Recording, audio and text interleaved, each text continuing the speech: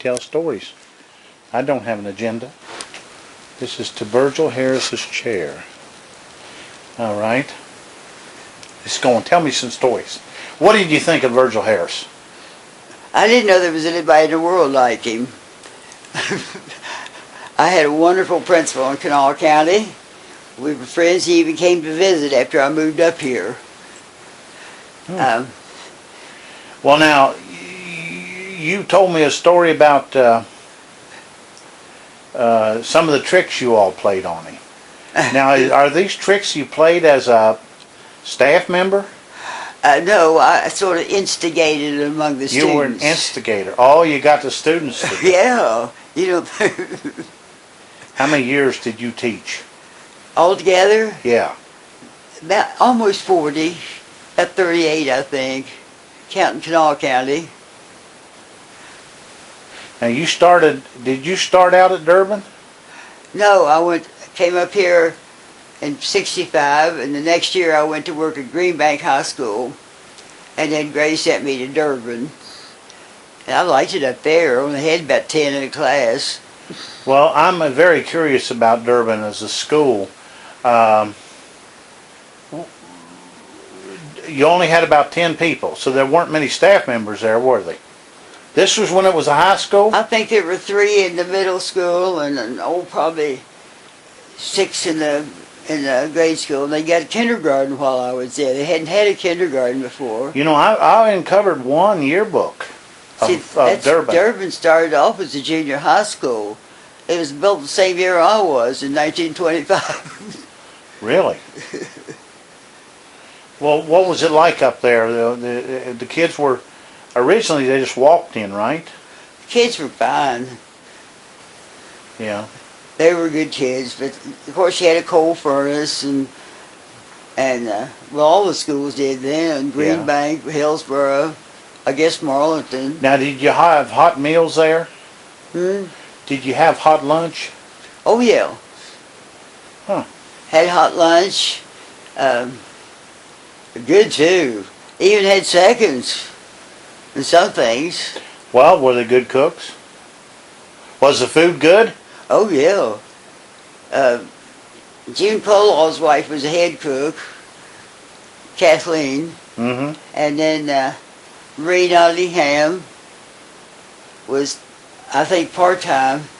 And then we got Joyce Varner as a cook. Where's this going? Well, you could go up there on the big sky. Watch what you say. I don't want to get myself in trouble. Right.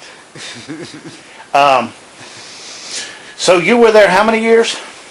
I was there from about 70 until they closed it in 77. And one year, the first year I taught there, I taught 4th grade. And on a permit. Yeah. So then Swartz Hill was principal. Now you were certified English? Yeah, at the time, but I had to go. I was on a permit. I didn't make as much money as a regular teacher. I was substituting. Right. And so I went to summer school and all around and got a certificate in elementary too. So I've got a certificate from 1st grade through 6th, self-contained classroom, and 7 through 12, English and Spanish. Well, now this Spanish, where did you pick that up? In high school. You studied Spanish in high school? In high school and college. And I had never taught Spanish. Virgil Harris was looking for a Latin teacher because Twin Blackhurst was retiring. Right. So Price Kessler from Back Mountain told him that I could teach Latin. I did have credits in Latin, but not enough to teach it. So it got switched to Spanish. I told him Latin was dying anyhow, except in the Catholic Church. Yeah, Latin's a dead language, and even they have abandoned it. So he hired me, and I had never taught Spanish. Yeah. I had, I was certified. So I called my high school Spanish teacher. It's in that article. And I said, help. So she told me what books I needed and all that stuff. And I told Virgil Harris I had to have a tape recorder. oh, they couldn't afford a tape recorder.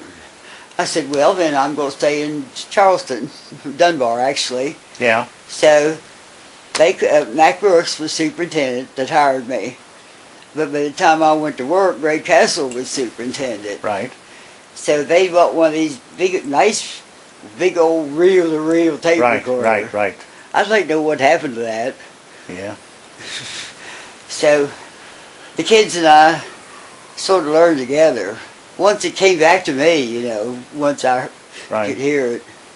And my husband was dead. I didn't have he was in my Spanish class in high school. Your husband was. After he died, I didn't have anybody to talk to. Yeah. Spanish. I can read Spanish now. Really? But I was reading some subtitles this morning, but I don't speak it. Yeah. I guess I could if I got refreshed. Well, then you moved from Durban down to Green Bank? Yeah, we moved to Green Bank in the old building. And it was I was right back in the room I taught him when I was teaching at Green Bank High School. Oh, really? But it was condemned by the fire marshal. Yeah. So they fixed up that garage thing out back. Yeah. Like I call the outhouse. Yeah. And that was the middle school. And Alan Stewart came to Durban when Swartz retired. So he came down here with us. And there was first his office was in a trailer out there beside that old garage.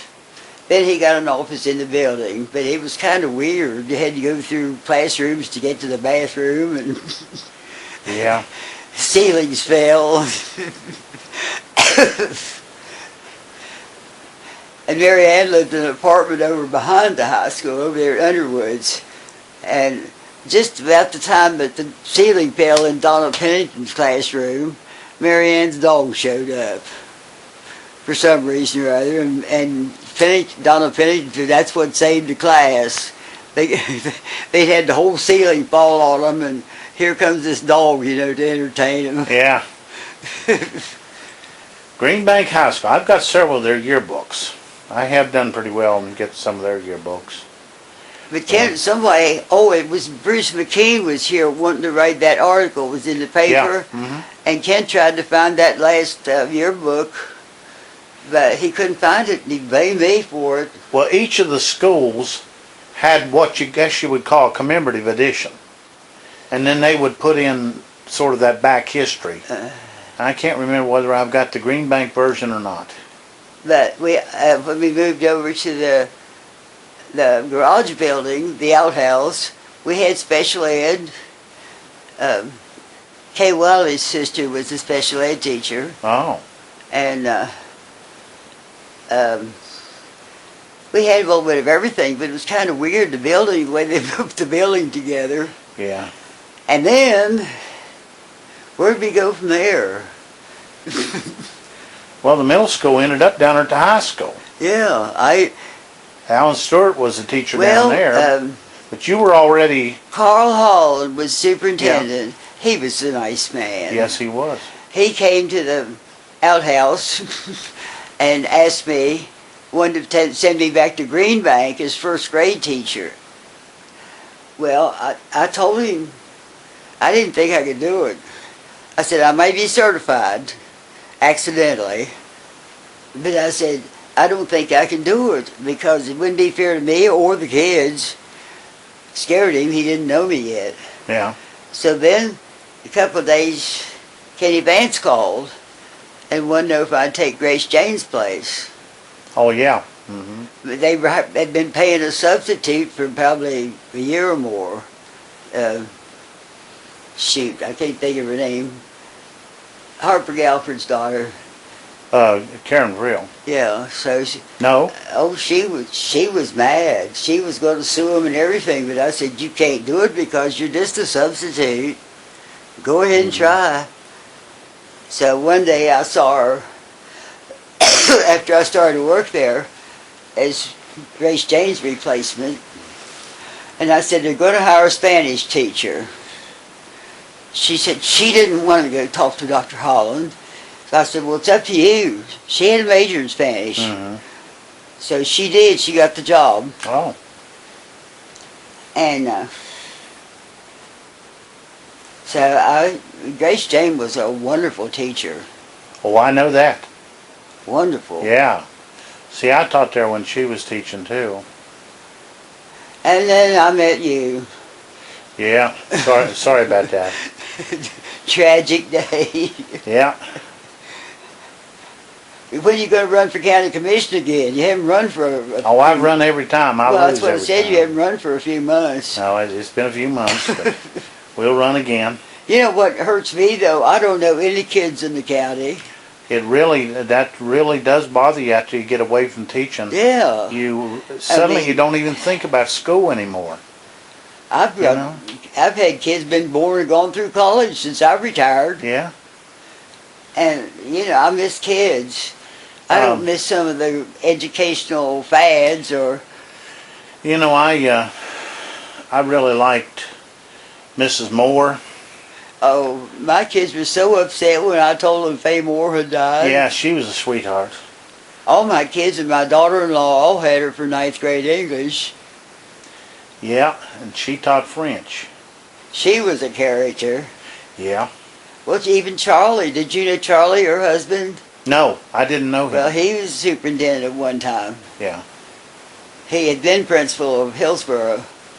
I even got to go to Hillsboro Gym years ago and see Pearl Buck, You did? the real Pearl Buck. Yeah. And we went down to the house with her, the Seidenstricker house. Yeah. It was a mess. Oh, really? It must have been before they restored it. And What was she like? she just like a nice old woman. Bill McNeil was with her mainly. Right. But she'd sit and talk to you and tell you, and she pointed out a bunch of things at the house.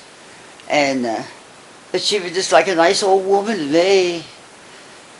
And it was muddy. And my son had on sandals. Didn't even get his feet muddy. He said he was an angel. He walked on top of the mud. But I really enjoyed seeing her. That would have been very special for you, wouldn't Yeah. it? I've got pictures somewhere of her speaking in the old Hillsboro auditorium. I think I've got some pictures too that I've run across. So Yeah. here about a year or so ago, I told you Kent lived in Elkins. He had a friend that worked at that iron and metal place, scrap place. Yeah. And he ran a Bobcat. And he found a brass plate that said Hillsboro Elementary School. And he said they were going to melt it the next day or two. Mm-hmm. So I called the Board of Education. They didn't know anything about it. It was a good size. Yeah. Yeah. So so they didn't know anything about it. So I called the principal of Hillsboro School. And I told him, I said, now that thing's brass. So he said he'd call his wife and have her take a picture of it. It seems his wife works at a bank in Elkins. Yeah. He's up here now. But I don't think anything was ever done. It just got melted. That's heartbreaking. But it didn't say high school. It said elementary school. That's what's strange. Yeah, it's been a long time ago, wouldn't it? Yeah. Back when the town was called, what was the name Academy. of the town? Yeah, Academy. But it was, I would have gone to get it, but I don't get around much anymore. Yeah. Well, what? Hear you apologize. Would you do this? Would you do this over again? What? Would you live your life over again? Oh, except for the part of losing Sam. Yeah. Those things got kind of hard, I bet it was I was rough. Mommy and Daddy both. Barbershop, garages, you name it. And in fact, we were distant cousins. Our families, his family was from Alderson, mine was from Talcott. Yeah. And like my cousin in Talcott said, people didn't get around much back then. No. So his family and my family have a common ancestor. Yeah. And I've known him off and on, it seemed like forever. In fact, World War II and his going to college interfered with our getting married. Oh, it did. So he was overseas in World War II. So he came back. He had 5 years GI Bill coming to him, but he was an orphan. His father died Christmas Day when my husband was 6 years old. They took out the tree and put it in a casket. What's that now? They took out the Christmas tree and put it in a casket on Christmas Day. Really? Yeah, Sam was 6 years old when his father died. And So they he put the took tree in the trades- casket with him? Huh? They put the tree? They took the tree out Okay. on Christmas Day, Oh. put a casket in the house. Oh, I see what you're talking about. Yeah, I had it wrong. So he took trade school. We went to Stonewall Jackson. They had a wonderful trade school. And he just had required subjects as far as academics were concerned. Right. So he was hesitant about going to college, even with the GI Bill. And I thought my mother was going to beat him, Yeah. make him go. So he went. It took 5 years to finish 4, but he got a degree in geology. Really? He was working in southern Illinois. There was a big oil boom back there. He was an engineer for Dowell, which belonged to Dow Chemical Company. Right. So I called the preacher, who had known me since I was about 3 or 4 years old, and known Sam for years. Told him we were going to get married to help set a date, you know. So the preacher said, Now, did Sam know about this? huh? Did Sam know you all were going to, he and he were going to Yeah. get married? Okay. We tried to keep him from his nosy old maid sister, but that didn't work. So the preacher said, tell me, he said, when did Sam ask you to marry him? And I thought, and I said, I don't believe he ever did. The two families just took it Yeah. for granted. Of course, my family didn't want me to marry anybody because I was an only child. Yeah. How long did you all date? Years, I don't know, years from, 8 years. So what was the inspiration to get married? I don't know, he just wanted to get married. Well, it was 8 years and you'd been there a long time. He wanted kids, and I was sort of, you know, and he was so far away in southern Illinois. Yeah. I don't know, we'd always thought about it. Don't ask questions. Oh, I know. I know. It just sort of happened. He had an older brother that anytime one of the brothers would bring home a girlfriend or something, he'd give him a really hard time. So I asked Frank one time, I said, why didn't you give me a hard time? He said, you just kind of sneaked in. So you all where'd you get married? Huh? Where did you get married? Charleston? In Charleston. What kind of church? Yeah, we got married at our church, First Christian, Disciples of Christ. Right.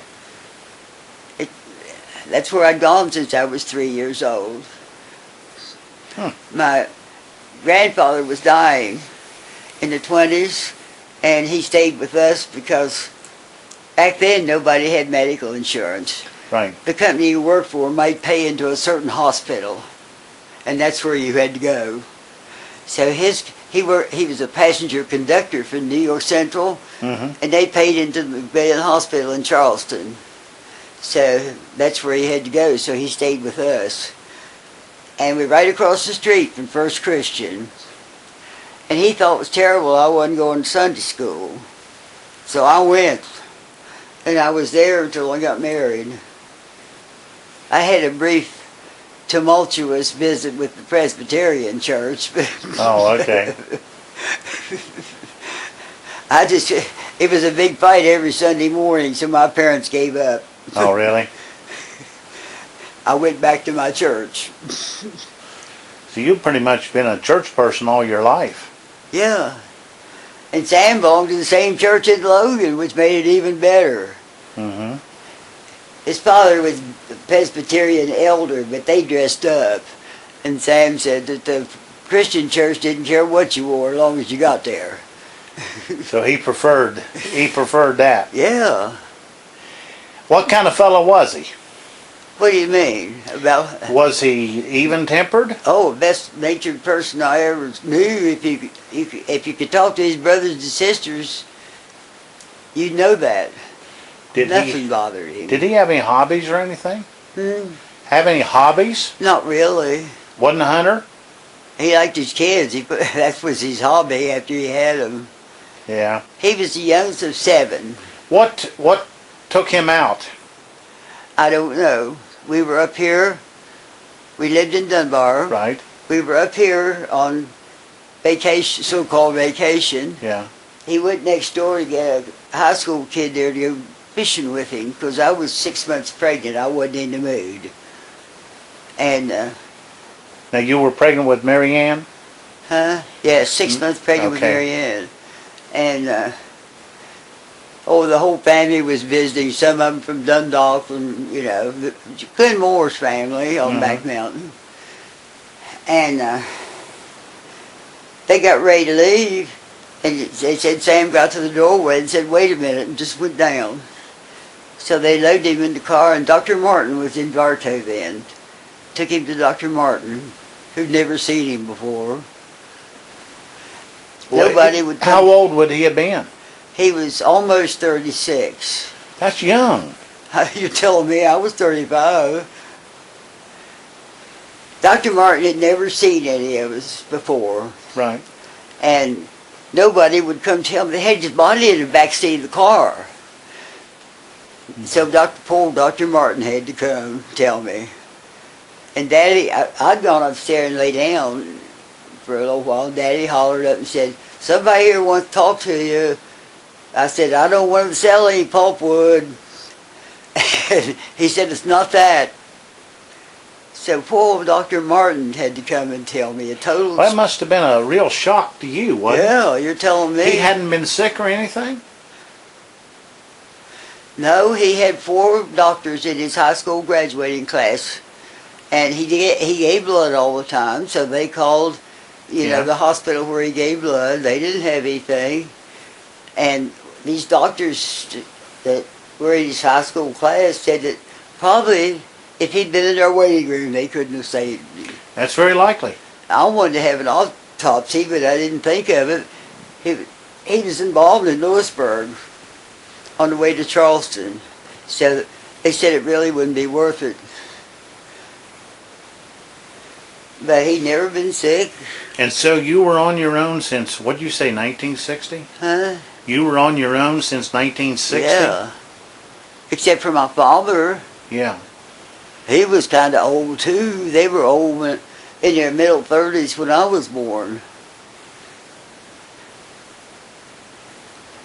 My mother died in December of 59 and Sam died in July of 60. 7 months later or something Yeah. like that. How did you recover from that? I don't think I ever have. That's very possible. I just had to do it. I had no Yeah, choice. you do what you must do. I tell my kids now if You I were had, still pregnant. Huh? You were still pregnant. Yeah. I tell my kids now if I had known that I could have gotten rid of them when Sam died, I would have. Yeah. They had crank telephones back then, Yeah. 2 shorts and a long or something. Yeah. We couldn't get through to Charleston. Sam had a brother in South Charleston. Yeah. Couldn't get through. So this man came along, a strange man, and wanted to know if he could do anything. I said, "You can take me to Cass to the switchboard."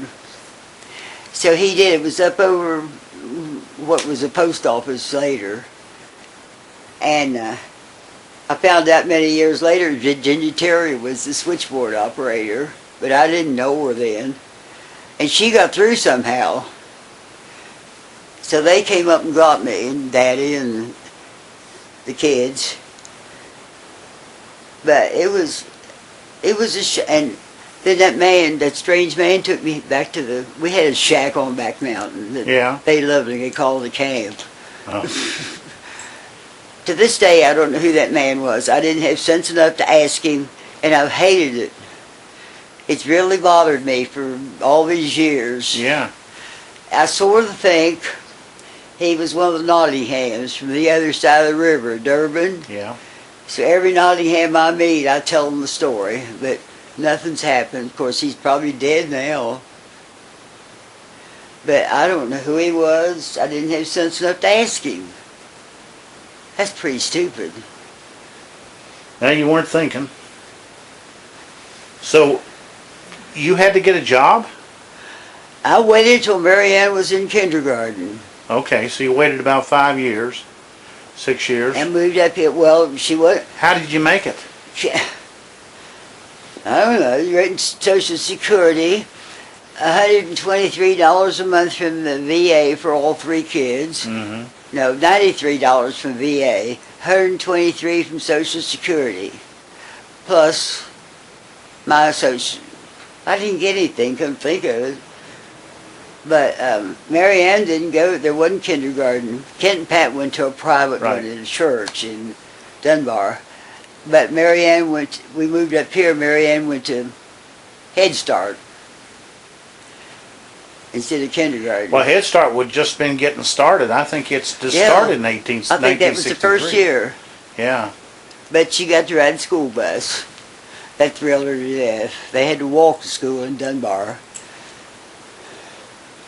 But then she went to, they all went to Cass School. Well, now, Dr. Roland Sharp, I did an interview with him, and he said that that there was a high school, there was a Cass High School, but he said it was just like a temporary thing because he didn't have a bus to get anybody anywhere Huh. else. Do you remember anything about that? Okay, that's been No, before your day. Wilmer Ruckman was the principal, and it was just a grade school. It was a nice old building. They had an auditorium and everything. Yeah, it was And nice. Wilmer could really play the piano. But they closed the school when he went back and taught at he was from Hillsboro. Were you teaching when they closed the school at Cass?